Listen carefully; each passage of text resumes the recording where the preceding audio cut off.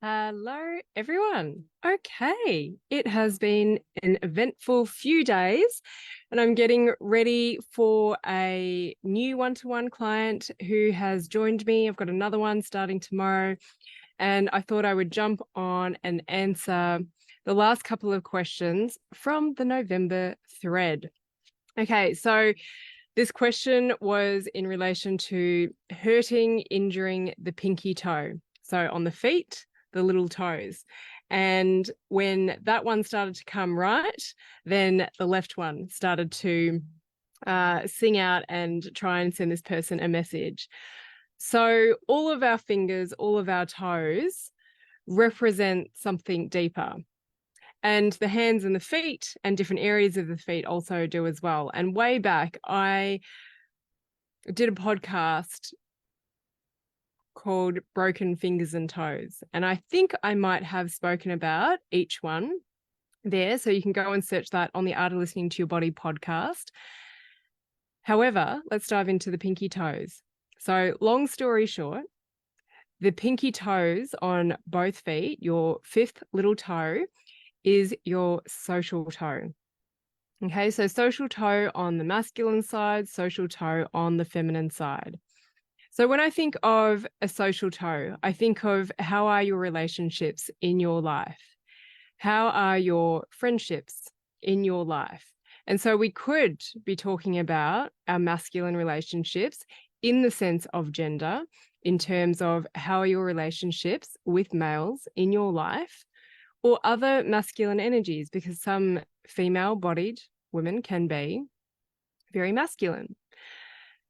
So when you injured your right toe, and I know that's healed and now your left toe is singing out to you, I'd be diving a little bit deeper into what was going on with your masculine relationships in your life, your relationships with men in your life, or maybe is it that you're doing so well in your life that a layer has come up for you to observe to deal with past relationships with males in your life. So that healed up, and then the left toe started to sing out. So this is where I would say this is about your female relationships in your life. What's going on there? What's going on in your social circles, and so on. And I can't remember if I recorded that podcast about it's not about broken fingers and toes, but I very clearly remember treating someone back in my osteo days who had broken their toe and it didn't heal like it was meant to.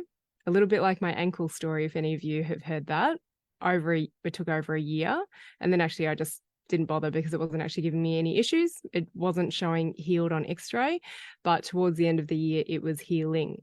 And I really had to dive even deeper into the emotional aspect for myself, which then took my work to the next level. But I very clearly remember this person who had broken their pinky toe, and it was their social toe. I can't exactly remember which side, but they definitely resonated to the social toe. Now, alcohol comes up in my mind because everything is connected, right? One story can help someone with something else. Because I meet a lot of people who talk about, I don't know what people are going to think about me if I choose to not drink. Are they still going to socialize with me? Do I have to pretend like I've got a drink in my hand, etc.? And so the same thing happened for this person, as does with many other people when they get injured, is that sometimes their activities, their hobbies, their way of getting out and socializing with people, when they're in pain, when they're injured, can be taken away from them. As in, they might not be able to play netball, basketball, golf. They might not be able to go for a walk with those friends a few times a week. And that's the beauty of pain, is that it makes us sit still, and it often takes a lot of things away from us. Usually it'll try and just take small things away from us. And if we don't listen, it'll take bigger things away from us.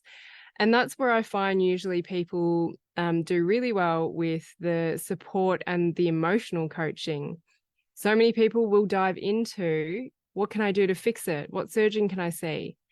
And I've met many people who would sometimes rather chop a finger, chop a toe, chop a hand off and amputate it. I mean, you know, then you're really not going to be able to do things, but that's how much pain people can get in and the spiral that they can go down.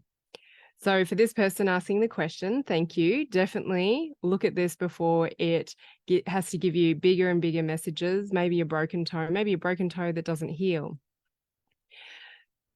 So yeah, that story of that lady was quite interesting. I have got many others like that where people don't heal. They're looking at a fix it. And then when I talk about these emotions, they're like, And it's up to you whether or not you're ready to listen to it, if you choose to listen to it.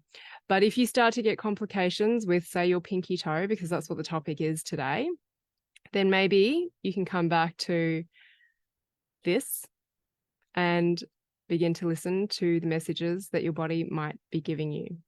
So that's the pinky toe. Every single toe has got a different meaning, and often it will have another layer of that meaning based on what else is going on in your body, what else is going on in your life. But that's the overarching superficial theme of the pinky toes. So all the best with your toes and your social relationships.